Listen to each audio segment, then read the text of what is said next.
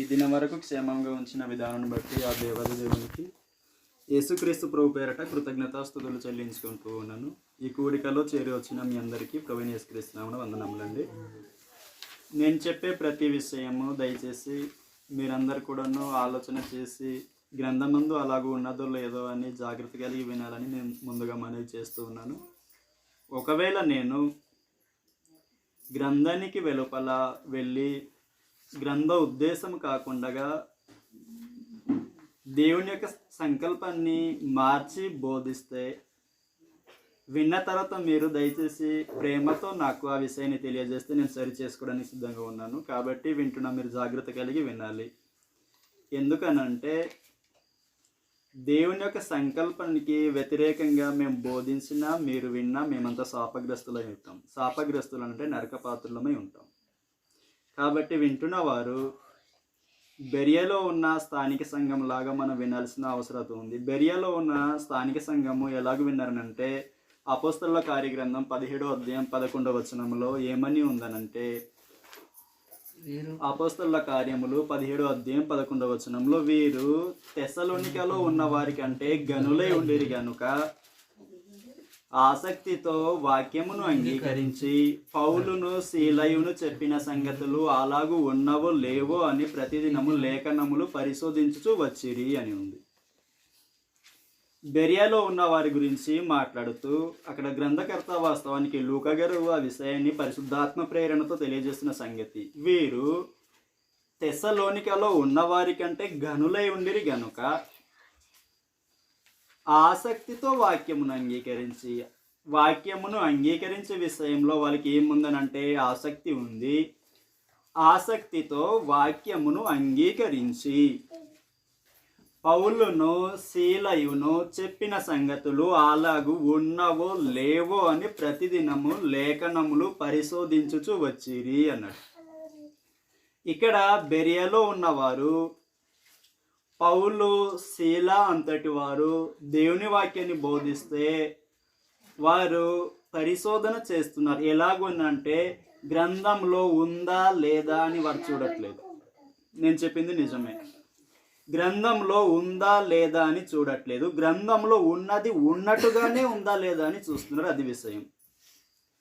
నేను చెప్పింది మీకు అర్థమైందో లేదో. గ్రంథంలో ఉందా లేదా అని వారు చూడట్లేదు. గ్రంథంలో ఉన్నది ఉన్నట్టుగానే చెప్పారా లేదా అని వారు చూస్తున్నారు. ఎందుకనంటే గ్రంథంలో ఉన్న సంగతి ఎవరైనా బోధించవచ్చు, అది వక్రీకరించి కూడా బోధించవచ్చును. ఇది జస్ట్ ఎగ్జాంపుల్. గ్రంథంలో ఉన్న సంగతి సాతాను కూడా బోధిస్తారు. మీకేమైనా ఆశ్చర్యం అవ్వచ్చునా? ఆశ్చర్యం అవ్వాల్సిన అవసరం లేదు. ఎందుకనంటే మత్తయి గారు రాసిన సువార్త 4వ అధ్యాయంలో సాతాను బోధకుడికి యేసుక్రీస్తు ప్రభు వారికి బోధను బోధించాడు. మీ అందరికీ తెలుసు. అక్కడ సాతాను 4వ అధ్యాయంలో మత్తయి గారు రాసిన సువార్త 4వ అధ్యాయంలో సాతాను యేసుక్రీస్తు ప్రభు వారిని శోధించే క్రమంలో ఆ యొక్క శోధనలలో ఈ విషయాన్ని కూడా వాస్తవానికి చదువుతాడు. ఒకసారి మనం చదువుదాము.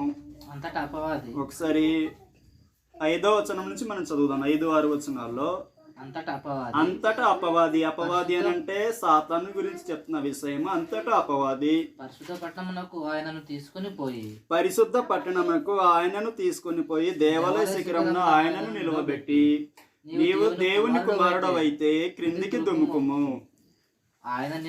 నీవు దేవుని కుమారుడు అయితే నువ్వు క్రిందికి దుమ్ముకుము. ఆయన నిన్ను గూర్చి తన దూతలకు ఆజ్ఞాపించును. నీ పాదం ఎప్పుడైనా రాతికి తగులకుండా వారు నిన్ను చేతులతో ఎత్తుకుందురు అని వ్రాయబడి ఉన్నదని ఆయనతో చెప్పెను. సాతాను లేఖనాన్ని చూపించి, అనగా గ్రంథమందు వ్రాయబడి ఉన్న సంగతిని తీసి యేసుక్రీస్తు ప్రభు వారితో ఈ మాట అంటున్నారు. ఏమిటనంటే, నీవు దేవుని కుమారుడు అయితే క్రిందికి దుమ్ముకుము. కిందికి దూకితే 91వ కీర్తన 10వ చరణములో వ్రాయబడిన విషయము ఏమిటంటే, ఆయన అనగా దేవుడు నిన్ను గూర్చి తన దూతలకు ఆజ్ఞాపించును, నీ పాదం ఎప్పుడైనాను రాతికి తగులకుండా వారు నిన్ను తమ చేతులతో ఎత్తి పట్టుకుందురు అన్నారు. వ్రాయబడి ఉన్నదా లేదా? ఉంది. కాబట్టి ఇప్పుడు యేసుక్రీస్తు ప్రభు వారు ఏం చేయాలి? వాక్యమే కదా చూపించాడు సాతాను, వాక్యంలో లేనిది కాదు కదా, వాక్యమే చూపించాడు. అయితే అక్కడ సాతాను వక్రీకరిస్తున్నారు వాక్యం. ఏం వక్రీకరించారు చెప్తారు ఎవరైనా? సాతాను అక్కడ ఏం వక్రీకరించారు? ఏం వక్రీకరించారని అంటే కీర్తనలు గ్రంథము 91వ కీర్తన 10 నుంచి ఉన్న విషయము సందర్భం వేరు. నీ మార్గములన్నిటిలో అంటే నువ్వు ప్రయాణం చేస్తుంటే అనుకోకుండా నీకేమైనా ప్రమాదము సంభవిస్తే అక్కడ సందర్భం అది, భావం అది కీర్తనలు గ్రంథంలో ఉన్నది. అనుకోకుండా ఏమైనా జరిగితే దేవదూతలు ఎటువంటి ప్రమాదం నీకు జరగకుండా కాపాడతారు అని కీర్తనలు గ్రంథంలో ఉన్న విషయం అది. కానీ ఇక్కడ సాతాను అపవాది క్రీస్తు ప్రభుతో అనుకోకుండా జరిగితే కాదు, నువ్వే కావాలని బుద్ధిపూర్వకంగా వెళ్ళి దూకు. బుద్ధిపూర్వకంగా వెళ్ళి దూకేదానికి అనుకోకుండా జరిగేదానికి చాలా వ్యత్యాసం ఉంది. కాబట్టి నేను చెప్పే సంగతి ఏమిటనంటే అందరూ ప్రతి ఒక్కరూ బోధకులుగా మేమంతా ఇంకా చెప్పాలంటే ప్రతి ఒక్కరు కూడాను బైబిల్ గ్రంథం తీసే మాట్లాడతాము ప్రతి ఒక్కరు. అయితే ఉన్న సంగతులు దేవుని చిత్తానుసారంగా దేవుని సంకల్పనానుసారంగా అలాగే ఉందా లేదా అని పరిశీలించాలి. ఒకవేళ క్రీస్తు ప్రభుకి వాక్యం తెలియకపోతే ఏం చేసి ఉండేవాడు? నిజమే కదా, వాక్యం అలా వ్రాయబడి ఉంది కాబట్టి వెళ్ళి దూకాలి అని. వాస్తవానికి సందర్భం వేరు. కాబట్టి సాతాను ఏం చేశాడనమాట? ఆ సమయంలో వాక్యాన్ని వక్రీకరించాడు. కాబట్టి గ్రంథమందు ఉందా లేదా అని మనం చూడకూడదు. గ్రంథంలో ఉన్న సంగతి అలాగే ఉందా లేదా అని చూడాలి. వాస్తవానికి బెరియలో ఉన్న ఆ సంఘం లేకపోతే మొదటి శతాబ్దంలో ఉన్న సంఘము వాక్యమును ఉన్నది ఉన్నట్టుగా చెప్పారా లేదా అని పరిశీలించడం చాలా కష్టం వాళ్ళకి. ఎందుకు కష్టం అనంటే వాళ్ళ చేతిలో ఏముందంటే పాత నిబంధన గ్రంథం మాత్రమే ఉంది, క్రొత్త నిబంధన లేదు, అప్పటికి వ్రాయబడలేదు. పాత నిబంధనలు ఉన్న సంగతులు చదివి ప్రవచనాలని చదివి ఇది యేసుక్రీస్తు ప్రభు వారిలో నిజంగా జరిగినదా లేదా అని గ్రంథంలో లేని విషయము ఆ కాలంలో జరుగుతున్న విషయాన్ని వాక్యానుసారంగా ఉందా లేదా అని చూడడం అనేది చాలా కష్టం. మనకైతే సంపూర్ణంగా 66 పుస్తకాలుగా మనకు చేతిలో ఉంది. ఈ గ్రంథాన్ని మనం చదివితే మనకు అర్థమవుతుంది. కాబట్టి నేను చెప్పే విషయము మీరు బైబిల్ గ్రంథంలో తెరిచి చూడండి, రాసుకోగలిగితే రాసుకోండి. తర్వాత మీరు ప్రతిదీ ఆలోచన చేయండి. గ్రంథంలో ఉన్నది ఉన్నట్టుగా చెప్తున్నామా లేదా మా స్వలాభం కోసమో ఇంకా మరి దేనికోసమో వాక్యాన్ని వక్రీకరిస్తున్నామా మమ్మల్ని కూడా పరిశీలించాల్సిన అవసరం ఉంది. ఒకవేళ మేము వక్రీకరిస్తే దయచేసి మాకు ప్రేమపూర్వకంగా తెలియజేయండి. ఎందుకంటే ఒకవేళ అలా చెప్తే నేను శాపగ్రస్తుని అవుతాను, శాపగ్రస్తుతో నేను నరకపత్రుని అవుతాను. నేను నరకపత్రుడు కాకుండా ఉండడానికి నాకు కాపాడే అవకాశం మీకు ఉంటుంది. కాబట్టి నన్ను తర్వాత ప్రేమతో తెలియజేయవచ్చును. గత వారము ఒక వ్యక్తి యొక్క జీవితం గురించి తెలియజేయమన్నారు, గుర్తుందండి? ఎవరు చెప్పారో? లోతు గురించి తెలియజేయమన్నారు. కాబట్టి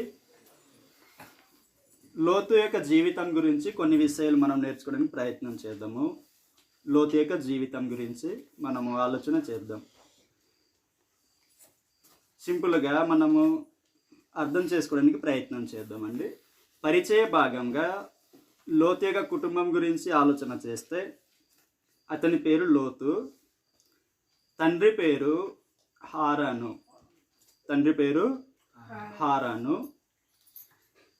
ఈ లోతుకి సహోదరిమణులు ఉంటారు. మిల్కా, ఇస్కా అనే పేరు కలిగిన సహోదరిమణులు ఉంటారు.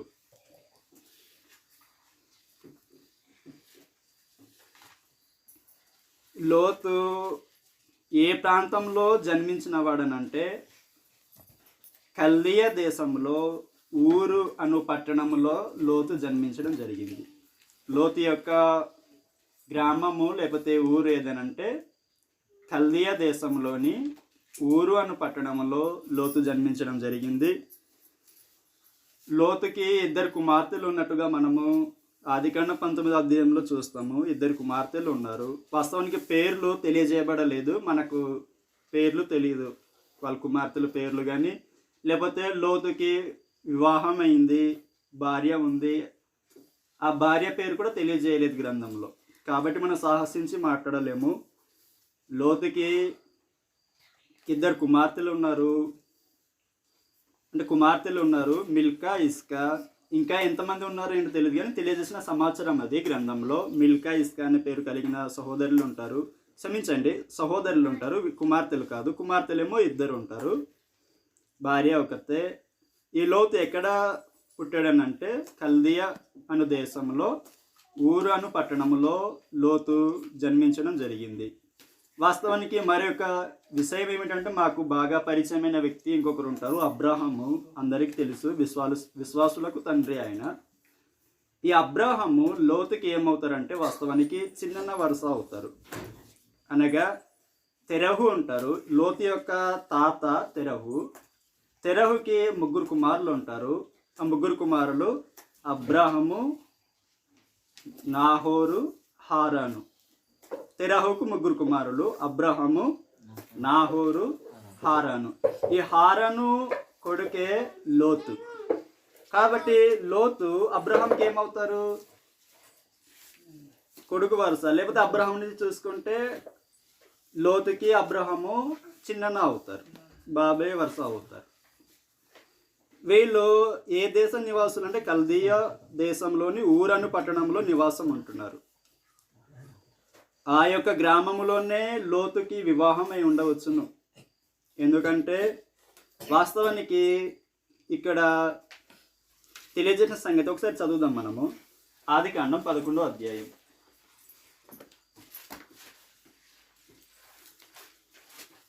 ఆదికాండం 11వ అధ్యాయము 27వ వచనం చదువుదాం, లేదా 26 నుంచి చదవండి. తెరహు 70 ఏండ్లు బ్రతికి అబ్రాహామును, నాహోరును, హారానును కనెను. తెరహు వంశావళి ఇది. తెరహు అబ్రాహామును, నాహోరును, హారానును కనెను. హారాను లోతును కనెను.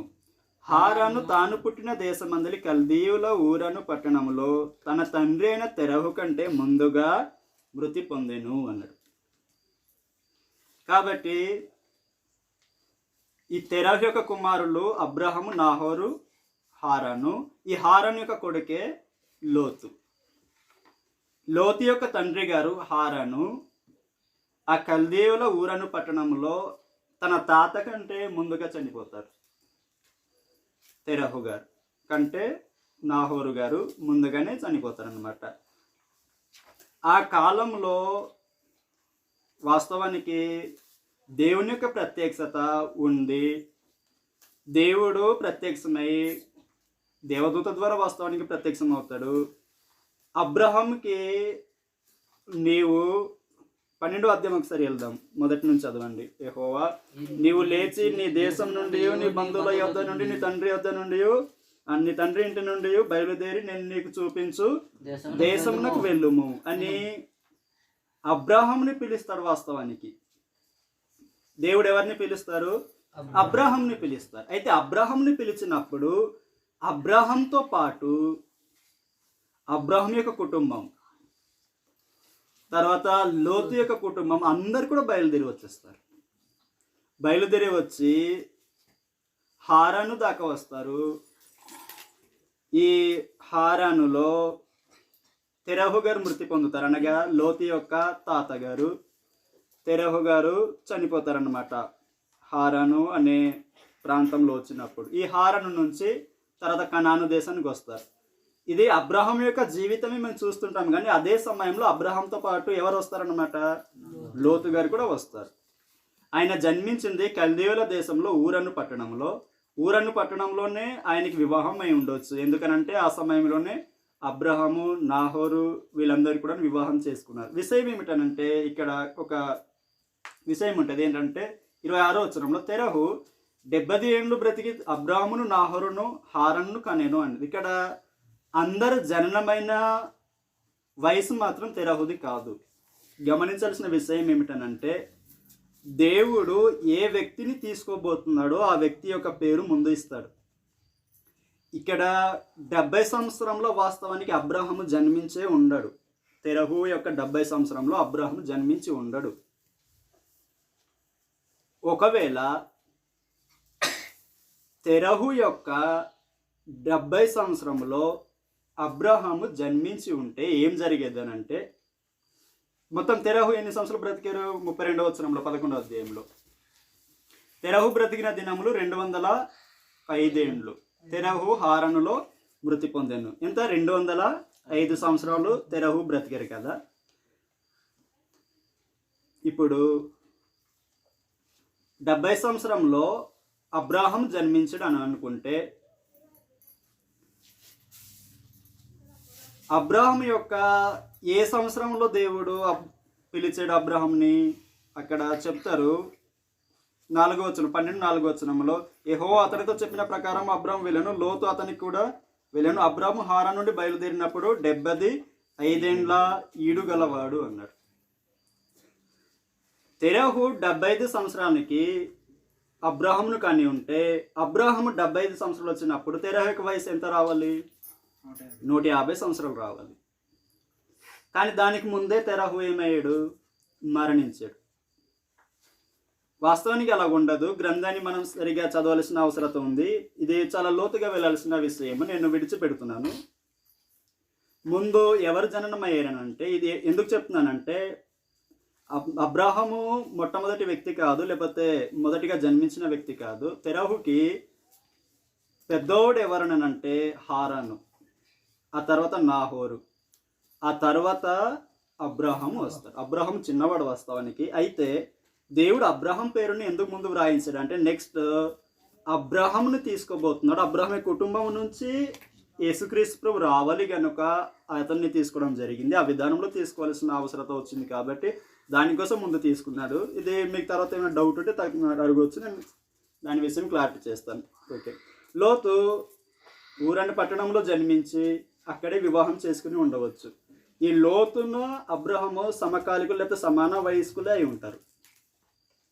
లోతున అబ్రాహం గారు వాస్తవానికి బాబాయ్ కొడుకు వరుసలు అవుతారు, కానీ వారు మాత్రము సమాన వయస్కులై ఉంటారు.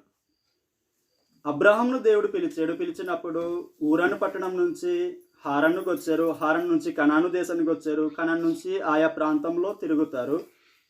ఆయా ప్రాంతంలో తిరిగిన ప్రతి చోట కూడా అబ్రాహాంతో పాటు ఎవరు ఉన్నారనంటే లోతు ఉన్నారు.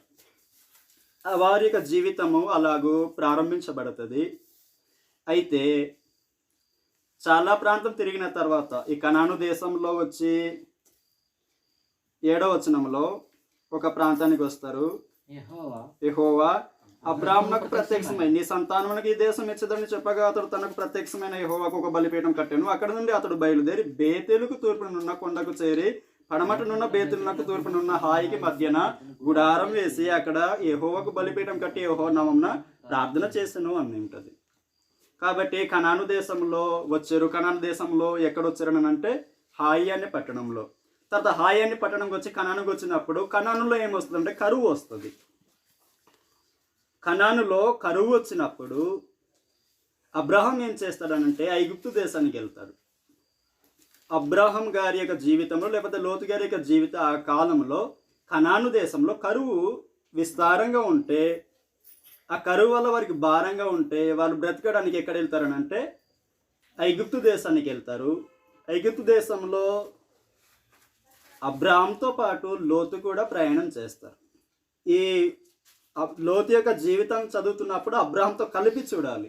అప్పుడే మనకు లోతు యొక్క జీవితము కనిపిస్తుంది. లేకపోతే సపరేట్గా చూడాలంటే అవ్వదు. ఎందుకంటే అబ్రాహాంతో పాటు కలిసి ప్రయాణం చేస్తున్నారు కాబట్టి. అబ్రాహాంతో పాటు లోతు కనాను దేశం నుంచి, కనాను దేశంలో కరువు వస్తే ఐగుప్తు దేశానికి వెళ్తారు. ఐగుప్తు దేశం నుంచి మరలా వాళ్ళు ఎక్కడ వస్తారని అంటే 13వ అధ్యాయం 1వ వచనంలో, అబ్రాహాము తన కలిగిన సమస్తం తన భార్యను తనతో కూడా లోతును వెంటబెట్టుకుని ఐగుప్తులో నుండి నెగెమునకు వెళ్ళెను అని ఉంటుంది. కాబట్టి నెగెబు ప్రాంతానికి వచ్చారు. అక్కడ ఏం జరుగుద్ది అని అంటే లోతు యొక్క ఆస్తి కూడాను అబ్రాహాం యొక్క ఆస్తి కూడా చాలా ఎక్కువ విస్తారంగా ఉంటుంది. ఆనాడు ఆస్తులను అంటే మనలాగా డబ్బు బంగారం కూడాను ఉంటుంది, కానీ ఇలాగ డబ్బు మనకు ఉంది కదా కరెన్సీ నోట్, అలా లేదు. వాళ్ళకి ధనం ఏంటి? పశువులు, గొర్రెలు, తర్వాత దాసదాసి జనులు ఉంటే అది వాళ్ళకి సంపాదన ఆనాటి కాలంలో. అలాగుంటే వాళ్ళిద్దరూ కలిసి నివాసం ఉండడానికి కూడా అవకాశం లేదు, అటువంటి పరిస్థితి ఏర్పడుతుంది. అలాంటి పరిస్థితుల్లో మరలా అబ్రాహాం యొక్క మంద కాపురులకుని లోతు యొక్క మంద కాపురులకి ఏమొస్తుందని అంటే గొడవలు వస్తుంది. అప్పుడు అబ్రాహాము లోతుతో చెప్తారు, మనము బంధువులం కాబట్టి మీకున్న నాకు ఎందుకు ఈ గొడవలు, మనం సమాధానంగా ఉందాము. నీవు ఏ ప్రాంతానికి వెళ్తావో నీ కళ్ళ ముందు ఉంది, ఎదురుగా ఉంది, నువ్వు డిసైడ్ చేసుకో. నువ్వు వెళ్ళే ప్రాంతానికి నేను రానని చెప్పి వాళ్ళిద్దరూ అక్కడ వేరైపోతారు. 13వ అధ్యాయంలో అబ్రాహామును లోతు వేరైపోతారు. అప్పుడు లోతు ఏం చేస్తాడంటే తన కళ్ళ ముందు ఉన్న ప్రదేశాన్ని అంతా చూసి ఏ ప్రాంతానికి వెళ్తానంటే సొదొమ ప్రాంతానికి వెళ్ళి అక్కడ గుడారం వేసి నివాసం ఉంటాడు. అదే లోతు గారి యొక్క జీవితము అలాగే వెళ్తుంది. ఊరాను పట్టణంలో జన్మించి ఊరు నుంచి హారాను నుంచి కనాను దేశంలో బేతులు దగ్గర హాయి నుంచి ఐగుప్తు దేశానికి, అంటే కనాను దేశంలో కరువు వస్తే ఐగుప్తు నుంచి నెబుకు నుంచి సొదొమ యొక్క పట్టణంలో లేకపోతే సొదొమ పట్టణం దగ్గర గుడారం వేసి అక్కడ నివాసం ఉంటారు. అయితే సొదొమ ప్రాంతం ఎలాంటిదనంటే చదువుదాం మనము 10వ వచనం నుంచి చదువుదాం. 13వ అధ్యాయం 10వ వచనం నుంచి. లోతు తన కన్నులెత్తి యోర్దాను ప్రాంతం అంతటిని చూచెను. యెహోవా సొదొమ గొమొరాను పట్టణములను నాశనం చేయక మునుపు, అంటే నాశనం చేయకుండా ముందు అన్నమాట, ఎలాగుందో చెప్తున్నాడు. సోయరుకు వచ్చు వరకు అదంతయు యెహోవా తోట వలెను ఐగుప్తు దేశము వలెను నీళ్లు పారు దేశమై ఉండెను. ఎలాగ ఉందంట? యెహోవా తోట అంటే ఏది? ఏదైనా తోట. వాస్తవానికి గ్రంథకర్త మోసే గారు ఇదంతా జరిగిన తర్వాత రాస్తున్నాడు కాబట్టి ఆయన రచన యొక్క అనుభవంలో ఏదైనా తోట ఎంతగా ఉందో మోసే గారికి అనుభవపూర్వకంగా తెలియకపోవచ్చు, కానీ గ్రంథం రాస్తున్నప్పుడు పరిశుద్ధాత్మను తెలియజేసినప్పుడు ఏదైనా తోట యొక్క వైభవం ఏమిటో తెలిసి ఉంటుంది. అటువంటి వైభవం ఎక్కడుందని చెప్తున్నాడు అని అంటే సొదొమ ప్రాంతంలో ఉంది. అదే సొదొమ ప్రాంతంలోనే అటువంటి పరిస్థితి ఉంది అంటే సస్యశ్యామలంగా పంటలు పండుతుంది, అన్ని విస్తారంగా ఉంది, అంత బాగుంది. అలాంటి ప్రదేశంలో ఎవరెళ్ళి నివాసం ఉన్నారు? లోతు వెళ్ళి నివాసం ఉన్నారు. ప్రాంతము బాగుంది, కానీ విషయం ఏమిటనంటే ప్రాంతంలో ఉన్న మనుషులు బాగోరు. అక్కడ చెప్తాడు, చదువుదాం మనము. కాబట్టి లోతు తనకు యోర్దాను ప్రాంతం అంతటిని ఏర్పరచుకొని తూర్పుగా ప్రయాణం చేశాను. అట్లు వారు ఒకరికొకరు వేరైపోయేరి. అబ్రాము కనానులో నివసించను. లోతు ఆ మైదానమందున పట్టణంలో ప్రదేశంలో కాపురం ఉండి సొదొమ దగ్గర తన గుడారం వేసుకునేను. 13వ వచనం జాగ్రత్తగా. సొదొమ మనుషులు దుష్టులను యెహోవా దృష్టికి బహు పాపులునై ఉండిరి అన్నట్టు. సొదొమ మనుషులు ఎలాంటి వాళ్ళంట? బహు దుష్టులు, దేవుని దృష్టికి పాపులై, మామూలు కాదు, అన్నీ వాళ్ళకి ధారాళంగా ఉంది. ఆ పట్టణం గురించి దేవుని తోటలాగా ఉంది అని చెప్పాడు కాబట్టి అన్ని ధారాళంగా ఉంది. కాబట్టి తింటూ సుఖిస్తూ ఇంకా సంతోషిస్తూ ఇంకా మామూలుగా లేదు. పాపం చేసే కార్యక్రమం కూడా ఇంకా విస్తారంగా వాళ్ళకుంది. ఆ ప్రాంతంలో వెళ్ళి ఎవరు నివాసం ఉన్నారనంటే లోతు గారు నివాసం ఉన్నారు. అయితే ఆ నివాసం ఉంటున్న ఆ సమయంలో ఏం జరుగుద్ది అనంటే 14వ అధ్యాయంలో 4 రాజులు ఈ సొదొమ గొమొర పట్టణంలో వైపు ఉన్న 5 రాజులను జయించి ఓడిస్తారన్నమాట. అంటే యుద్ధం చేసి జయించి ఓడిస్తారు. అప్పుడు ఎవరు ఉన్నారంటే ఆ సమయంలో ఈ లోతు గారు కూడా ఉన్నారు. అలా జయించినప్పుడు 12 సంవత్సరాలు వారికి లోబడి ఉంటారు. 13వ సంవత్సరంలో తిరుగుబాటు చేస్తారు. 14వ సంవత్సరంలో మరలా యుద్ధం చేస్తారు. ఎవరనంటే 5 రాజులు, సొదొమ రాజు, గొమొర రాజు, వీళ్ళందరూ. అయితే వాళ్ళు యుద్ధం చేసినప్పుడు మరలా 4 రాజులు ఈ సొదొమ ప్రాంతంలో ఉన్న రాజులను మరలా గెలుస్తారు. గెలిచినప్పుడు అక్కడ ఎవరున్నారు? లోతు కూడా నివాసం ఉన్నారు. లోతు నివాసం అంటే లోతు యొక్క కుటుంబం అందరినీ, తాను సంపాదించిన యావదాస్తిని పట్టుకొని తీసుకెళ్ళిపోతారనమాట. అప్పుడు ఆ సంగతి ఎవరికి తెలియజేయబడుతుంది అంటే అబ్రాహాంకి తెలియజేయబడుతుంది. అబ్రాహాం తెలియజేయబడినప్పుడు అబ్రాహాము మమ్రే దగ్గర ఉన్న ప్రాంతంలో ఉన్న 3తో వాస్తవానికి సంధి చేసుకుని ఉంటారు. వారితో పాటు కలిసి వచ్చి తన ఇంట్లో పుట్టి అలవర్చబడబడిన 318 మందిని తీసుకొచ్చి ఆ 4 రాజులను ఓడించి గెలిచి తర్వాత మరలా తీసుకొచ్చి అబ్రహాము అంటే లోతు యొక్క కుటుంబాన్ని, ఆస్తిని అంతా మరలా తిరిగి తీసుకొచ్చి మరలా అప్పగిస్తారు. కేవలం లోతుని మాత్రమే కాదు, ఆ పట్టణంలో ఉన్న రాజుల యొక్క ఆస్తులు కూడా మొత్తం వెనక్కి తీసుకొచ్చి అప్పగించి అబ్రహాం మరలా వెళ్ళిపోతాడు. అప్పుడు లోతు మరలా సొదొమ పట్టణంలో ఆ యొక్క ప్రదేశంలో నివాసం ఉంటున్నారు. అయితే ఆ ప్రాంతం యొక్క దుస్థితి మనం చూసాం కదా 13వ అధ్యాయంలో. దేవునికి ఒక పాలసీ ఉంది. ఏంటి అంటే పాలసీ 15వ అధ్యాయము 16వ వచనం చదువుదాం. 15వ అధ్యాయం 16వ వచనం. అమోరీయుల అక్రమము ఇంకను సంపూర్ణం కాలేదు గనుక నీ 4వ తరం వారు ఇక్కడికి మరలా వచ్చేదారని నిశ్చయంగా తెలుసుకోనమని అబ్రాహాముతో చెప్పాను అన్నాడు. ఇక్కడ ఏమని చెప్తున్నానంటే దేవుడు అమోరీయుల అక్రమము ఇంకను సంపూర్ణం కాలేదు అన్నాడు. దేవునికి పాలసీ ఏమిటంటే ప్రతి ఒక్క దేశానికి కానీ ప్రతి ఒక్క మనిషికి కానీ అవకాశం ఇస్తాడు. ఏంటంటే ఎంత పాపం చేస్తున్నా ఆయనకంటూ ఒక లెక్క ఉంటుంది. అది కంప్లీట్ అవుతే మాత్రం తీసేస్తాడు. అలాగే సొదొమ గొమొర పట్టణస్థులు దుష్టులు, వారు బహు పాపులు. అయితే దేవుడు ఇంకా ఎందుకు కనికరించి ఉంచుతున్నారనంటే వారి యొక్క పాపం పండలేదు.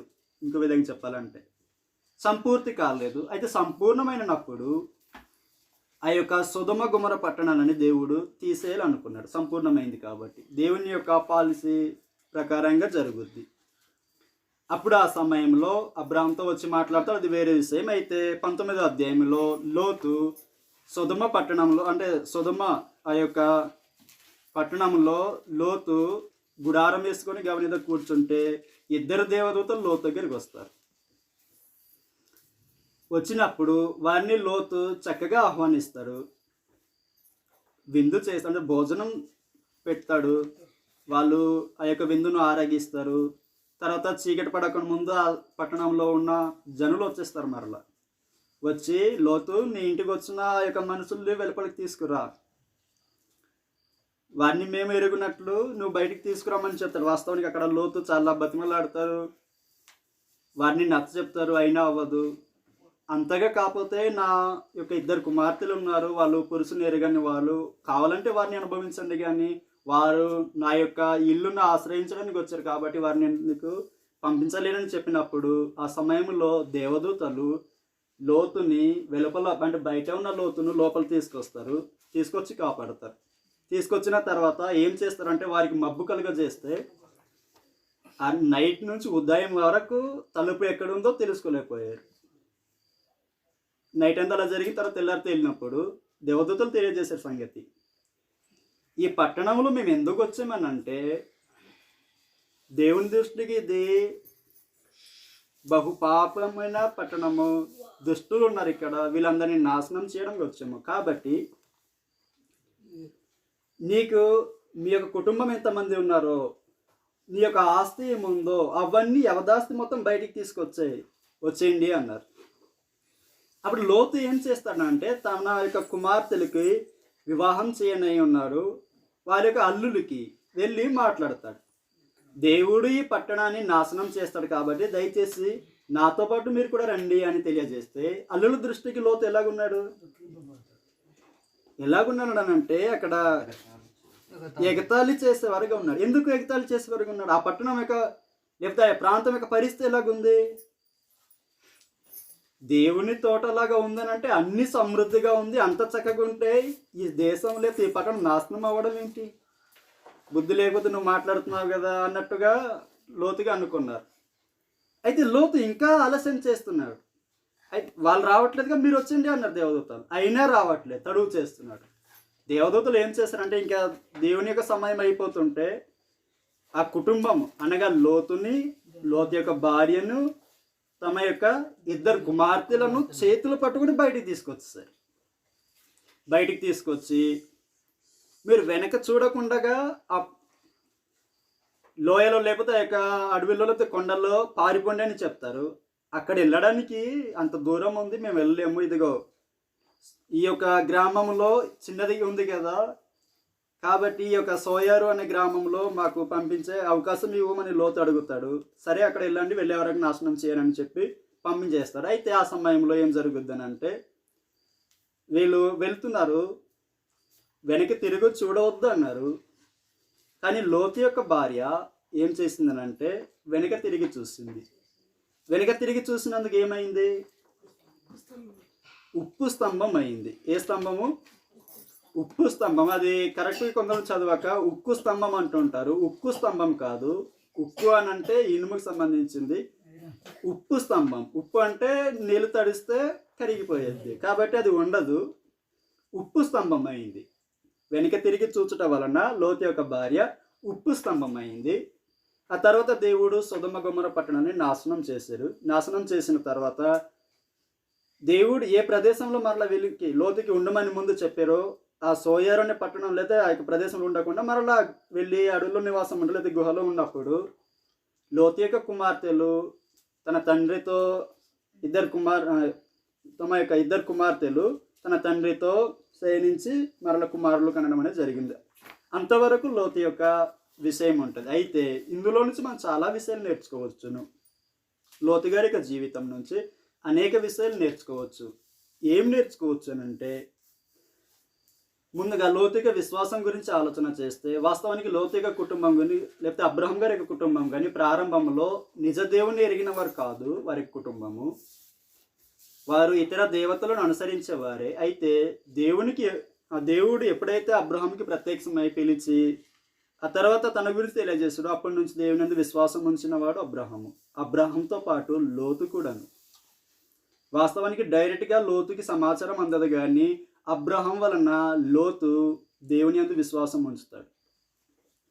విశ్వాసము లోతుకి ఎక్కడి నుంచి వచ్చిందనంటే అబ్రహాం నుంచి. అబ్రహాంతో ఉన్నంత కాలము దేవుని మీద విశ్వాసము ఉంచుకొని ఆధారపడి బ్రతికిన వాడు లోతు. ఎప్పుడైతే ఆదం యొక్క సహవాసం నుంచి దూరమయ్యాడో లోతు, అప్పుడు విశ్వాస విషయం నుంచి పడిపోతూ రావడం జరిగింది. దేవుని మీద ఆధారపడి బ్రతికేవాడు దేవుని మీద కాకుండా వెలిచూపును బట్టి తాను ప్లేస్ డిసైడ్ చేసుకునే విషయంలో ప్రతి విషయము చేసుకోవడం జరిగింది. దేవుని యందు విశ్వాసం ఉంచి బ్రతుకుతున్నాడు అబ్రహాము. ఏ ప్రదేశంలో రమ్మంటే ఆ ప్రదేశంలో వెళ్ళిపోతున్నాడు. తనతో పాటు లోతు ఉన్నప్పుడు లోతు కూడా వెళ్ళాడు. అయితే తర్వాత అబ్రహాం నుంచి వేరైపోయిన తర్వాత లోతు యొక్క విశ్వాసము లేదా దూరదృష్టి మారిపోయింది. తాను కావాలని చూసి వెళ్ళి ఎంచుకున్నాడు. అది కూడా ఎలాంటిది? దుష్టులు బహుపాపులు ఉన్నారు అటువంటి ప్రదేశంలో వెళ్ళి ఉన్నాడు.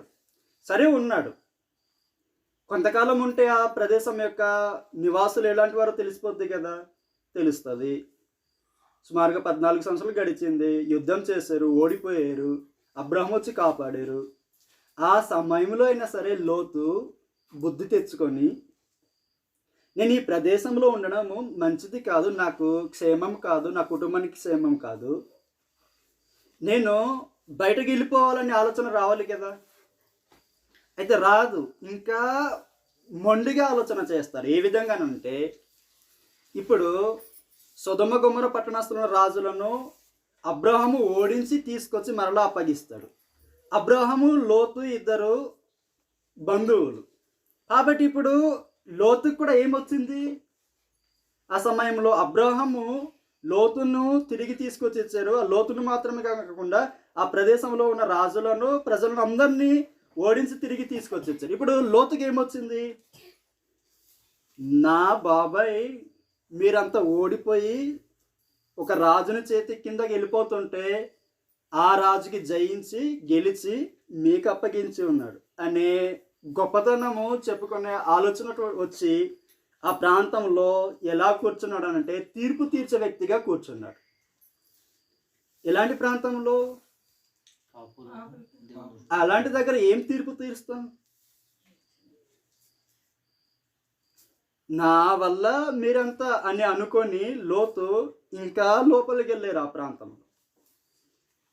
అయితే లోతు యొక్క జీవితం బాగానే ఉంది, కానీ ఎలాగుందంటే బాగుందని అంటే ఒకసారి చదువుదాం. మన పేతురు గారు రాసిన 2వ పత్రిక, పేతురు గారు రాసిన 2వ పత్రిక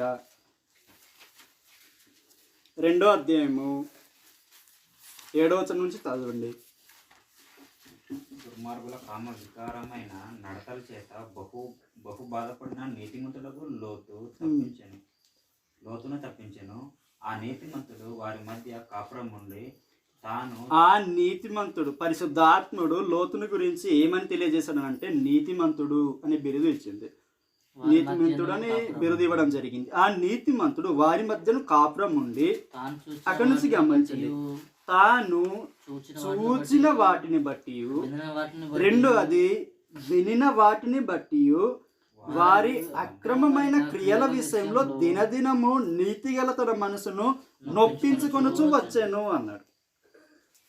ఒకటి చూసాడంట, రెండోది విన్నాడు. వినిన దాన్ని బట్టి చూసిన దాన్ని బట్టి ఏం జరుగుతుందంట? ప్రతిరోజు ఆ అక్రమమైన క్రియల విషయంలో ప్రతిరోజు నీతిగల మనసు నొప్పించుకుని బాధపడుతూ వస్తున్నాడు. అలాంటి ప్రదేశంలో ఏం తీర్పు తీరుస్తున్నాడో విషయం ఏం జరిగిందనంటే, ఇక్కడ మనమందరూ ఒక పాఠం నేర్చుకోవచ్చు. ఏమిటనంటే, లోతు ఏమనుకున్నాడంటే, నేను నీతిమంతుణ్ణి, నేను విశ్వాస సంబంధమైన జీవితం జీవిస్తున్నాను, నేను మాత్రమే కాదు నా కుటుంబం కూడా అలా జీవిస్తారు అనుకున్నారు. భ్రమపడ్డాడు లోతు. వాస్తవానికి ఆ విధానంలో విశ్వాస విషయంలో ఉంచగలిగిన వారు ఎవరనంటే అబ్రాహం గారు. అబ్రాహం నుంచి విశ్వాసము వచ్చి ఉంది లోతుకి.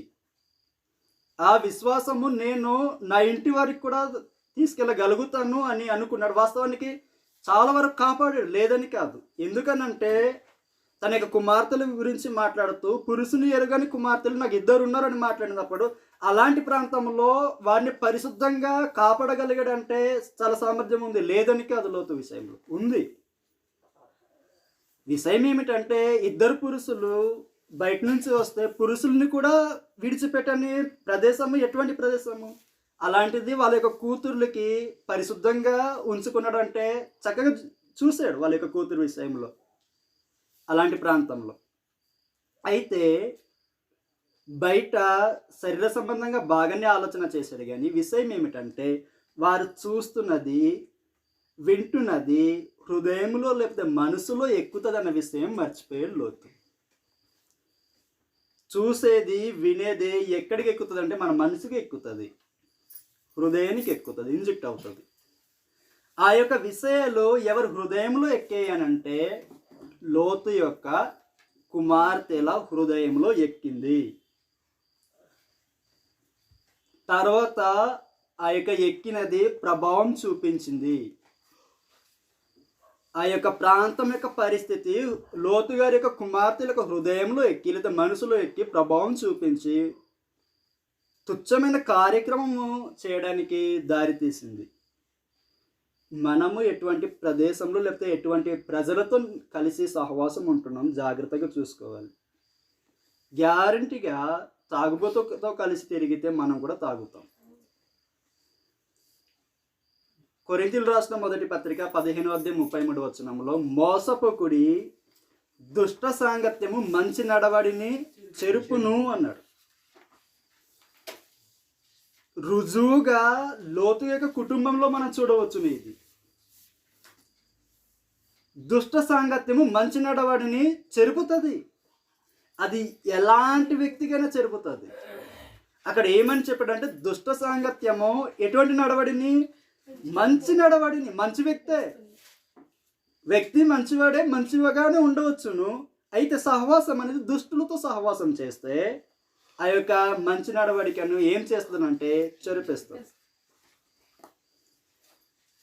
లోతు గారి యొక్క జీవితంలో ఇది లోతు అర్థం చేసుకోలేకపోయారు. నిజంగా నేను విశ్వాసంలో బలవంతుడిని, కుటుంబాన్ని కాపాడే విషయంలో బలవంతుడే లేదని కాదు. ఎందుకంటే అటువంటి ప్రాంతంలో తన యొక్క కుమార్తెలను అంత చక్కగా చూసుకోగలిగినాడు అంటే బలవంతుడే కాదని కాదు. అయితే శరీర సంబంధంగా కాపాడగలుగుతాడు కానీ హృదయంలో ఎక్కేది మాత్రము ఎవరు ఏం చేయాలి. మనసుకి ఎక్కింది తర్వాత చేశారు వాళ్ళు కార్యక్రమం. మనము ఎక్కడ ఉంటున్నాం, మొదటి పాయింట్. ఎక్కడనంటే ఎటువంటి ప్రదేశంలో ఉంటున్నాం. రెండోది ఎటువంటి వ్యక్తులతో సహవాసం చేస్తున్నాం జాగ్రత్తగా చూసుకోవాలి. తిమోతి గారు రాసిన పత్రికలో పౌలు గారు తిమోతికి ఈ విషయాన్ని తెలియజేస్తారు. చదువుదాం ఒకసారి మనము.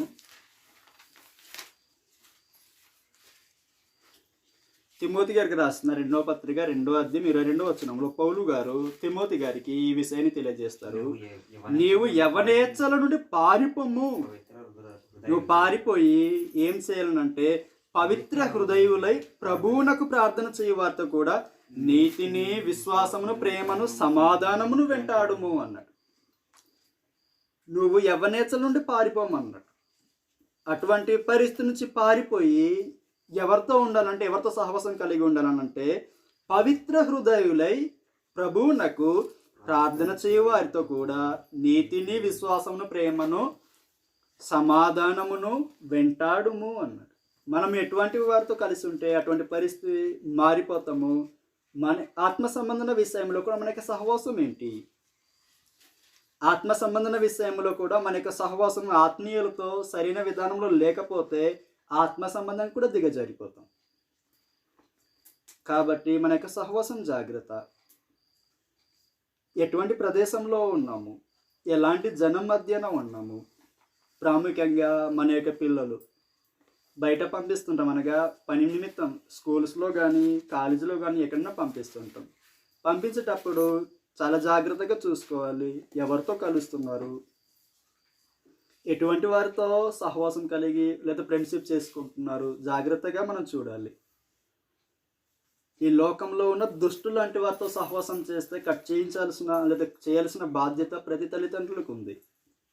లేకపోతే మన పిల్లలే కదా, వారి యొక్క వయసును బట్టి ఎలా ఉంటారు, తర్వాత మారుతారులే అని నిర్లక్ష్యం మాత్రం ఎట్టి పరిస్థితుల్లో చేయకూడదు.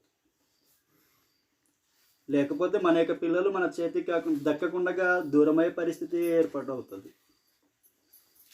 మన యొక్క సహవాసము భౌతికంగా కూడా జాగ్రత్తగా చూసుకోవాలి, ఆత్మీయంగా కూడా జాగ్రత్త చూసుకోవాలి. ఆత్మ సంబంధంగా పరలోకానికి వెళ్ళే దగ్గరే నేను సహవాసం కలిగి ఉన్నానా లేదా అని ఆత్మీయంగా ఆలోచన చేయాలి.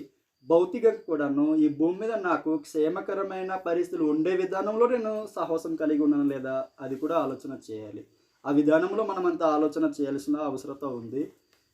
ఇంకా లోతు గారి జీవితం నుంచి మనం అనేకమైన పాటలు నేర్చుకోవచ్చు. అయితే ఈరోజు ఈ యొక్క పాటని మనము నేర్చుకొని ముగించుకుందాము. చివరిగా ఒక విషయాన్ని చదివి ముగించుకుందామండి.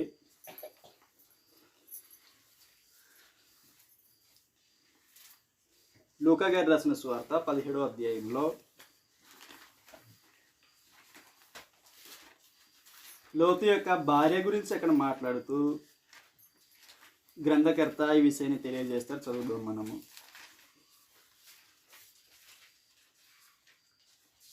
28వ వచనం నుంచి చదువుదాం. 17వ అధ్యాయం 28వ వచనం నుంచి.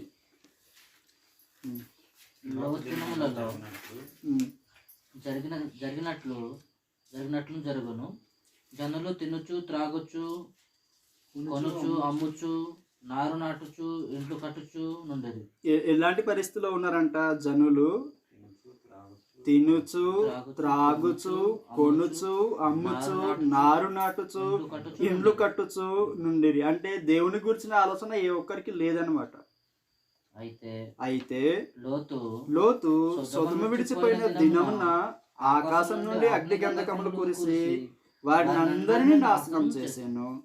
ఆ ప్రకారమే మనిషి కుమారుడు ప్రత్యక్షమగు దినమున జరుగును అన్నాడు. ఆ దినమున సొదొమ గొమొర్రా పట్టణాన్ని దేవుడు నాశనం చేశాడు. నాశనం చేసినప్పుడు నీతిమంతుణ్ణి కాపాడాడు. ఆ పట్టణంలో నీతిమంతుడు లోతు కాపాడబడ్డాడు తనకి కుటుంబంతో. ఆ యొక్క ఉగ్రతకు లోను కాకుండా కాపాడబడ్డాడు లోతు.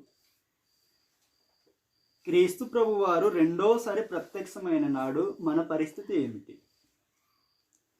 మేము కాపాడబడుతున్నామా లేదా అని ఆలోచన చేయాలి. మన యొక్క విశ్వాసము మరణ పర్యంత వరకు నమ్మకంగా చూసుకుంటూ స్థిరమైనదిగా కట్టుకుంటూ యేసుక్రీస్తు ప్రభు ప్రత్యక్షమైన నాడు మేము రక్షింపబడే పరిస్థితిలో ఉన్నామా లేదా అని మనం కూడా ఆలోచన చేయాలి. లేదనంటే ఆ సొదొమ గొమొర్రా పట్టణస్థులే మనం కూడా నాశనం అయిపోతాం. మనము లోతు వల్లే నీతిమంతులుగా జీవించకుండా క్రీస్తు ప్రభు యొక్క ప్రత్యక్షత కోసం మేము ఎదురు చూడకుండా మనం కూడా మన యొక్క కార్యకలాపాలలో నిమగ్నం అయిపోయి వాళ్ళు చేసిన పొరపాటు అది. తినుచు త్రాగుచు అమ్ముచు నారు నాటుచు వివాహం అంటే పెళ్లి చేసుకుని ఈ కార్యక్రమంలోనే ఉన్నారు. అయితే ఆత్మీయ సంబంధంగా మనము వెలుగులో ఉన్నాము. వెలుగులో ఉన్న మనం నిద్రపోకూడదు. అనగా ఆత్మీయంగా ప్రార్థన కార్యక్రమము అన్నీ జరుగుతూ ఉండాలి. ఆత్మ సంబంధంగా మనం నిద్రపోయి కునికేవారిగా ఉండకూడదు అన్నమాట. కాబట్టి అటువంటి పరిస్థితిలో ఉండి యేసుక్రీస్తు ప్రభు రెండోసారి ప్రత్యక్షమైనాడు. ఆయనతో పాటు పరలోకానికి వెళ్ళే విధానంలో మనం భూమి మీద ఉన్నప్పుడు సిద్ధపడి ఉండి మన యొక్క సహవాసం అన్ని జాగ్రత్తగా చూసుకొని మన యొక్క జీవితము పరిశుద్ధంగా జీవిస్తూ క్రీస్తు ప్రభుని ఎదుర్కొనే వారిగా సిద్ధపడి ఉండాలని లోతు యొక్క జీవితం నుంచి మనం ఈ విషయంలో నేర్చుకోవచ్చు. కాబట్టి మనమందరూ సిద్ధపడాలని మీ అందరికీ హెచ్చరిస్తూ నన్ను నేను హెచ్చరించుకుంటున్నాను. శ్రద్ధతో ఓపికతో విన్న మీ అందరికీ మరొకసారి వందనాలు తెలియజేసుకుంటున్నాను.